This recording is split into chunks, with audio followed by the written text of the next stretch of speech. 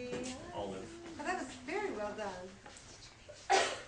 I'd like to introduce Jerry Hughes, who I have known for about 10 minutes. And Except Jerry, through email. Jerry, you're a parent, except through email, and you have children at this school, too. Yep, two. Okay, and they are? Britton and Darian. They're 7th and 3rd grade. Okay. So, all right, thank you. Welcome. And anybody who came in late, there's some booklets there. They can, maybe somebody can pass out for the latecomers. Yeah, I can pass mine. Cool. So, all right. This is very cool for me. My name is Jerry Hughes, and like we said, I have 2 kids here. I have 2 older boys. They're actually stepbrothers that are 16 now, almost 17. They're sophomores. One goes to El Dorado High School. The other one goes to Sac Waldorf. I think, if memory serves correctly, we've been at Waldorf for 14 years, 13 years, something like that. Mostly Cedar Springs up in Placerville. I've done the whole Waldorf experience. I've been on the Parent Guild, the Board of Trustees. I did a Renaissance fair for a couple of years. We actually brought almost 7,000 people to the Placerville Fairgrounds for our Renaissance fair, our May Fair. That was fun.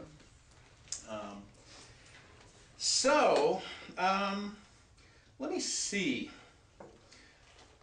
I'm going to go back a little bit just to give you a little bit about how I kind of got here. And it really goes back to when I was in school. And I went through 12 years of public education.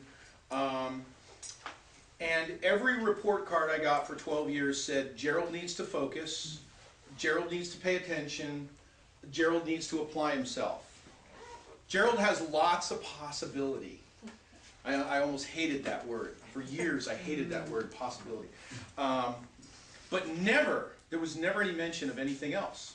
And I guess I wasn't like a behavior problem for the most part. And I was able to keep my grades mostly above kind of the radar of the bad kids. So that was as far as it went. And it wasn't years later that I found out my mother had dyslexia, her mother had dyslexia. There was some kind of learning issue on my father's side that I never quite found out about because my grandmother died. And anyway, years later I found out I had ADHD and dyslexia. Never knew it. So I kind of got through high school on kind of by the skin of my teeth, and a note from the doctor excusing me from the last year of gym class because I'd missed so many days I didn't have enough to qualify. Also spent the later part of my teen years and early 20s kind of self-medicating. So years later, when my kids were starting to struggle in school, and I saw my oldest son, Avery, he had that same kind of curiosity, that same drive, that same, as I jokingly say, this independent spirit that I thoroughly failed to beat out of him. I'm just kidding. We know. Anyway, I was like, it was for me very personal. It was beyond grades. It was beyond just, well, he's not doing so good. Because I saw the stress level rising, I saw the frustration rising, and I knew I had to take it seriously. At the same time, or about the same time, my stepson Alex was diagnosed with dyslexia. He was struggling, more and more frustration. At one point, we even had parents coming up to us saying, "What's wrong with Alex?" Really, just kind of affecting his whole being, if you will. So we went the usual route, trying to get tutoring, and we did some phonics program type stuff, and none of it was really reaching them. And I realized I needed some kind of a different approach. I had to look at it differently. And fortunately, I'd had some experience way back with this thing called NLP and Tony Robbins, and I'd seen what it could do. And my limited understanding was that NLP worked with the way people process information, right? So not some objective experience, but the way we take in sensory information, process it, and out come our thoughts, feelings, and behaviors. Funny thing is, I was just reading something, where was it?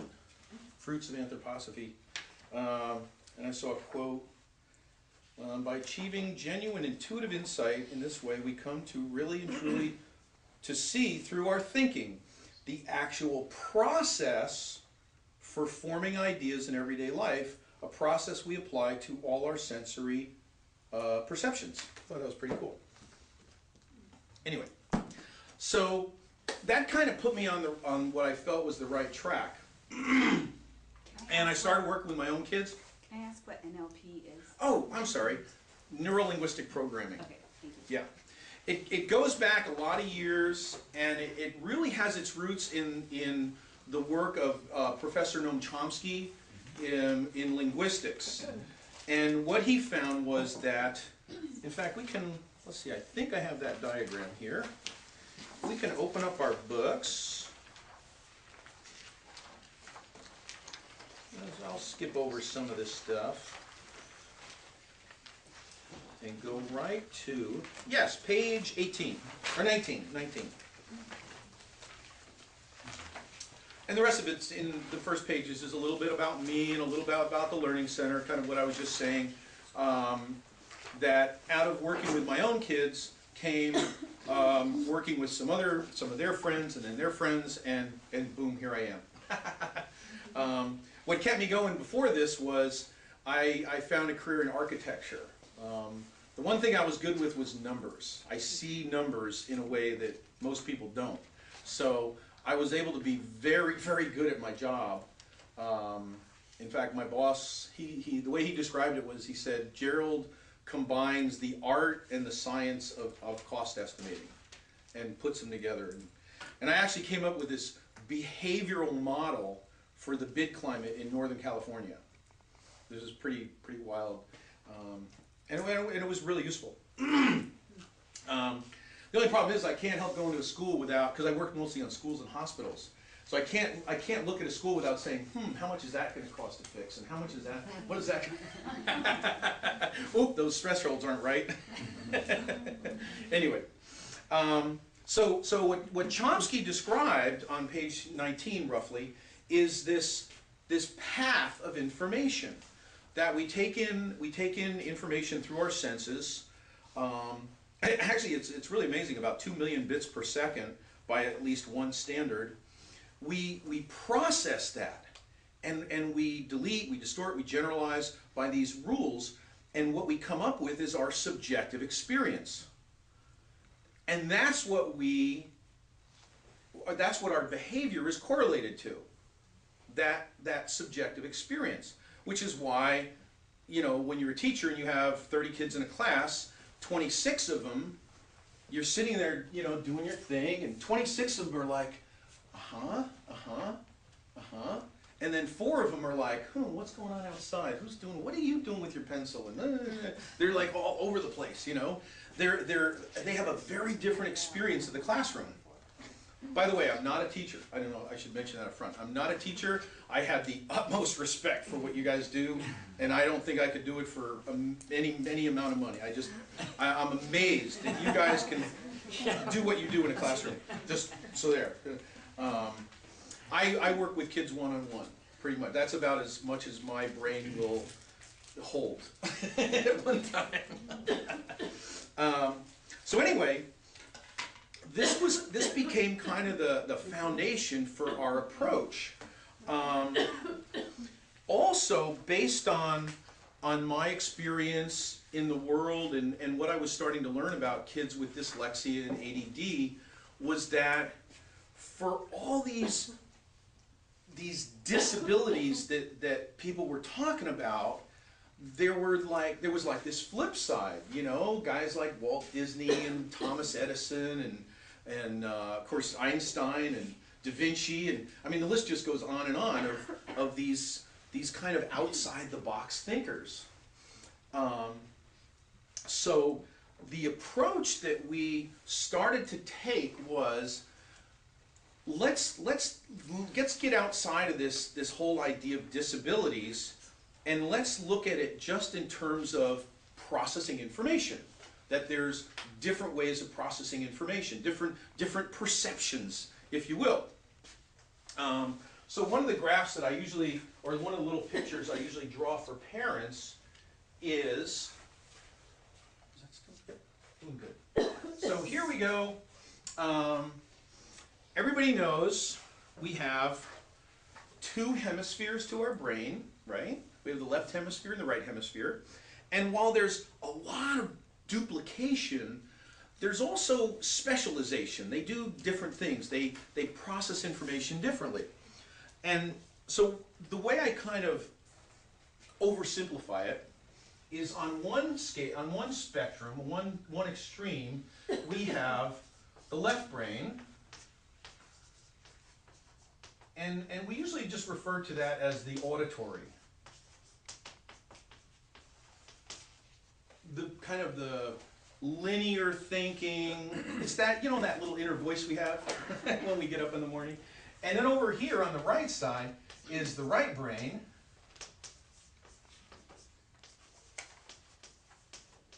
And we just call that the verbal, the visual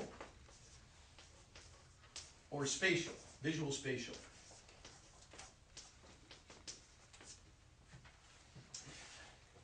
Both useful, both important, but they kind of do things very different. Like I said, the left brain, very orderly, very good at organizing information, keeping things in order, processes language, phonics, things like that, and it operates at about 3 to 4 words per second. Kind of about how fast most people talk. Unless you're from New Jersey and you're really excited and you're talking about something really fast. Whereas the right brain now, this is very different. This is kind of our imagination brain. This is pictures, images, and this brain has its advantages and disadvantages. It's very fast, right? 30 plus or minus images per second, right? But it also tends to be a little disorganized, a little kind of outside the box. This is our puzzle-solving brain, our creative insight, if you will. So they're both very useful, but very different. So the way we talk to parents about the whole learning challenges is we've got this spectrum, you know? And anybody who knows about diagnosing ADD and things like that, there's no test, there's like this firm cutoff, like you're ADD and you're not. It's not like, well, my son just had strep throat, right? So we took him down to rapid care and they do a little, a little biopsy or whatever, culture thing, and it comes back positive or negative, right? There's no in between. There's no like you have half a strep throat or you're just a little bit strep throat. You either got it or you don't. And as with all the thousands and thousands of tests and studies that have all been done, there's no exact thing. In fact, when you get up higher, they don't even tend to always call it like autism. They just call it autism spectrum. So that's what we look at. Let me get a different color just for fun. Okay. So here we are. Let's call this the middle, and then let's go like plus or minus about 2 standard deviations, if you will. And this group right here, these are the guys that do pretty well in school. They relate to the way the information is presented. And these are, let's call them C+ to B+ students.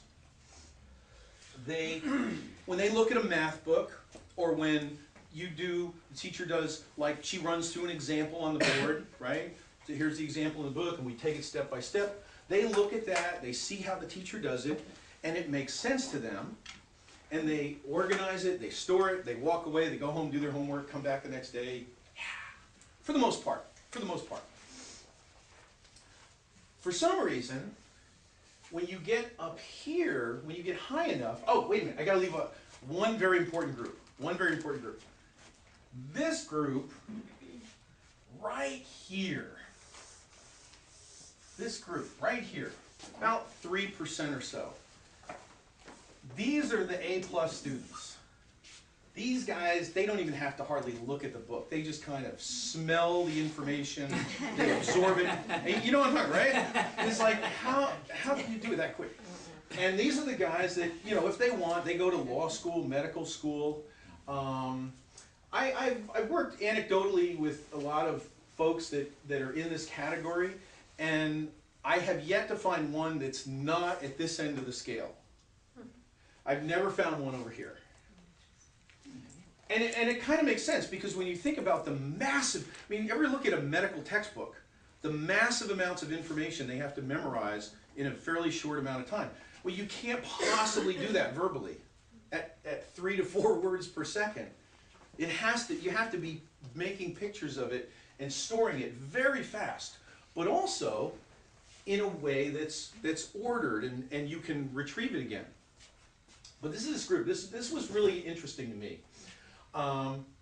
Because the more I worked with kids, the more I heard parents say, well, my child is very intelligent, but I know they're smart, but you know, they can do this, they can do that, they can snowboard, they can ski, they can do all this kind of really cool, they're drawing, they're artistic or musical, but in the classroom, they can't focus, they can't pay attention, they don't understand math, or they're struggling with reading.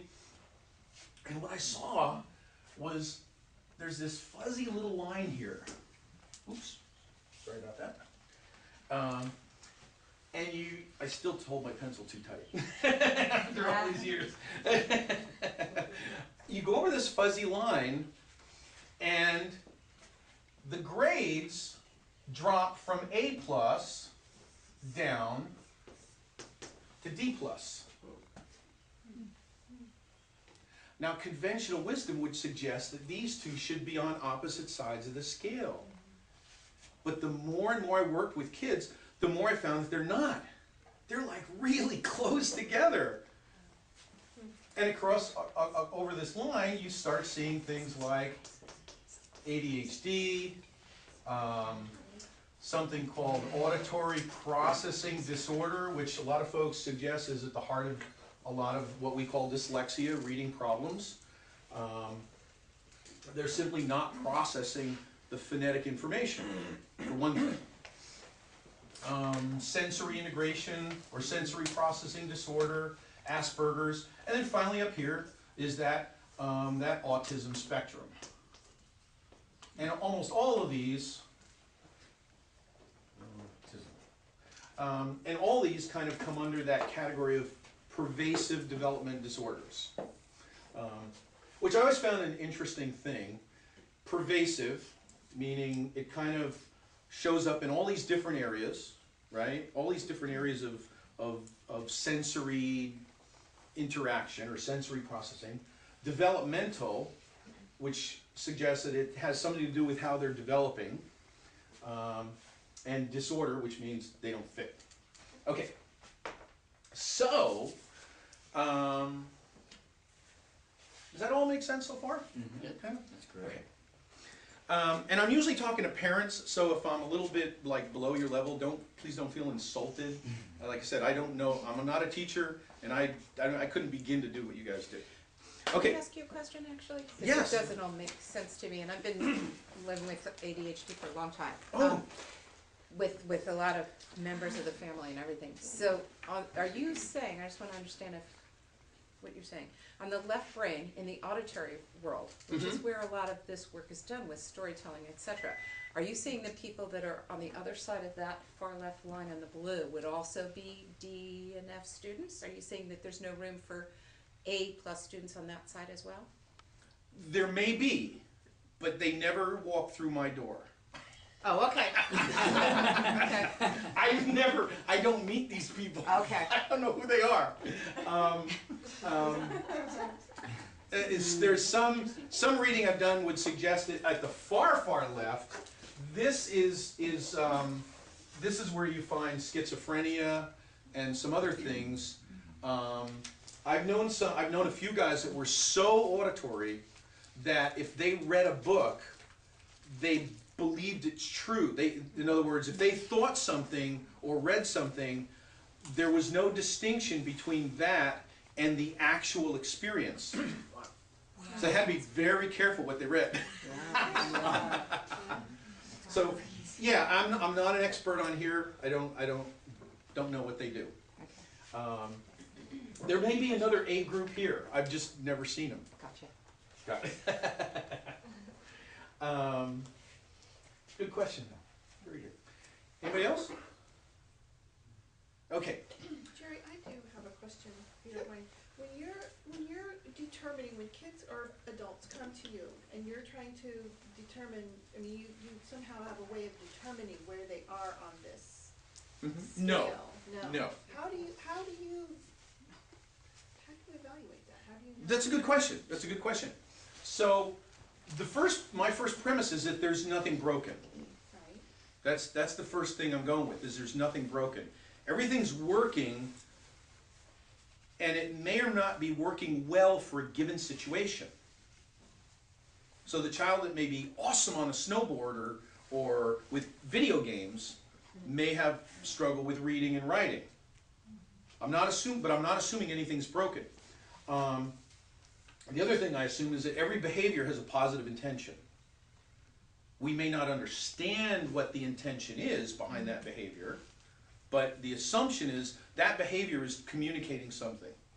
Okay, so I do not diagnose, and I make it very clear to parents that I don't diagnose.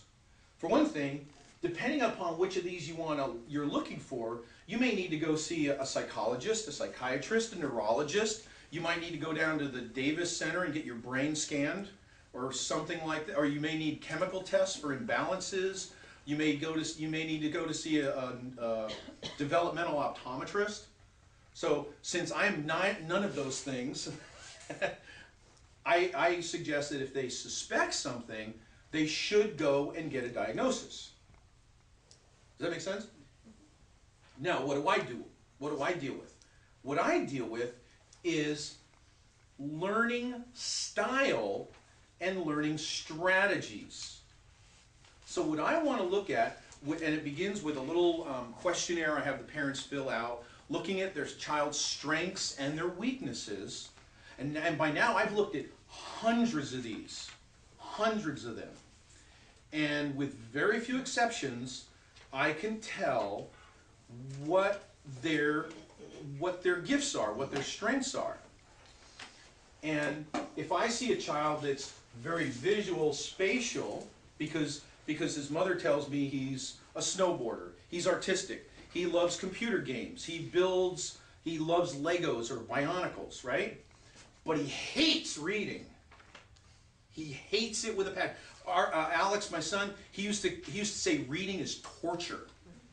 I mean, he was a big guy, 4th grader, right? He would burst into tears at the thought of having to read something himself. You know, like something that my wife, his mom wouldn't read for him, or buy books on tape or whatever. It was horrible. So that's what I'm looking at. And from there, I've developed some, I like to call them recipes or strategies. So remember that we'll go back to the way we process sensory information. So normally, I'm kind of jumping ahead, but that's okay. You know, normally when a child has to read, let's say they have to read something, what happens in the brain? Well, it's a very complicated process, right? They have to hear the sound, these phonemes or phonics, right? They have to hear those, and they better hear all of them. You can't just hear some of them, right? And then you need to keep them in the same order, right? Because that's very important. Bed is different than Deb, right? And little subtle things like dab is different than bad, right? Well, you you got to do that pretty accurately in order to get the right word out of it. So there's two things we found that get in the way of this. Actually, possibly three. One is they don't really hear all these sounds.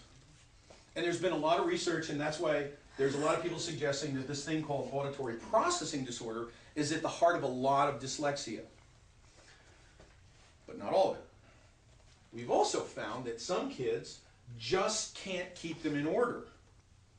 They'll hear them all, but when they repeat them back, they're in any kind of order. They're in a different order. They're not in the same sequence. Does that make sense? So that's related to this whole processing. The last thing they need to do is be able to associate these sounds to the correct letters. Right? So that's the third one, the third thing. Now, here's where we play a really dirty trick on our kids. So, something. Oh, here we go. Okay. So, oh, this is better. This is better. Okay. All right. So, what am I holding here? Stapler. A stapler. You're sure, right? Okay. What am I holding now? It's a stapler. Did anybody have to think about that? No, not even for a second, right? And what am I holding now? Right, stapler. And even if I turn it like this, like this, like this, it's still a stapler, right? Stapler, stapler, stapler, stapler, stapler, stapler, stapler. Okay? And that works really well for a child for the first